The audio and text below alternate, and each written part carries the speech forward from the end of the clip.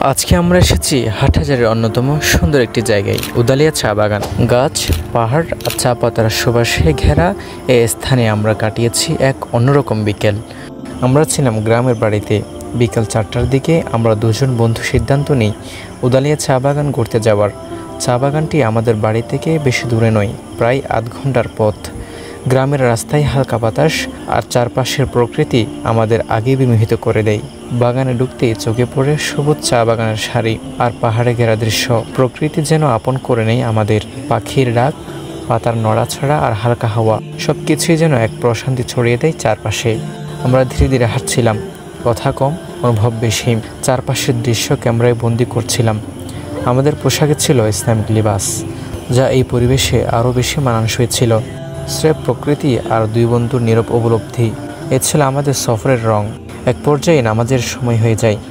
আমরা তখন মসজিদ খুঁজতে শুরু করি। একটু খুঁজতে হয়েছে ঠিকই, কিন্তু আলহামদুলিল্লাহ অবশেষে পাই এক সুন্দর মসজিদ। নিরিবিলি না হলেও পরিবেশটা ছিল যথেষ্ট সম্মানজনক। আমরা সেখানে আদায় করি আসরের সালাত। নামাজের পর মনটা অনেকটাই হালকা ও প্রশান্ত হয়ে যায়। নামাজের পর আমরা কিছুক্ষণ বসে প্রকৃতি দেখি। আমাদের সঙ্গে কোনো খাবার ছিল না, তবুও মনে হচ্ছিল যেন ভেতরটা পরিপূর্ণ। এক টুকরো সময় প্রকৃতির মাঝে কাটানো মানে যেন আত্মার খোরাক। চা বাগান যেন প্রকৃতির এক কাব্য। পাতা দুলছে, রোদের আলো ঠিকরে পড়ছে, আর পাখির ডাক শোনা যাচ্ছে দূর থেকে। মন যেন বারবার আল্লাহ সৃষ্টির সৌন্দর্য নিয়ে ভাবতে থাকে। প্রকৃতির মাঝে কাটানো এই কিছু সময় আমাদের মন ও চিন্তা দুটি পরিষ্কার করে দিল। দিনের আলো ধীরে ধীরে ম্লান হয়ে আসছিল। আমরা ধীরে পা ফেলে ফিরে যাওয়ার পথে, কিন্তু মনটা রয়ে যায় ওখানেই, চা গাছ, পাহাড় আর সেই নিঃশব্দ প্রকৃতির কোলে। উদালিয়া চা বাগান আমাদের শিখিয়ে দিল প্রকৃতি কতটা প্রশান্তির হতে পারে। সো আজকের ভিডিও এতটুকু পর্যন্ত। দেখা হচ্ছে পরবর্তী কোনো ভিডিওতে ইনশাআল্লাহ।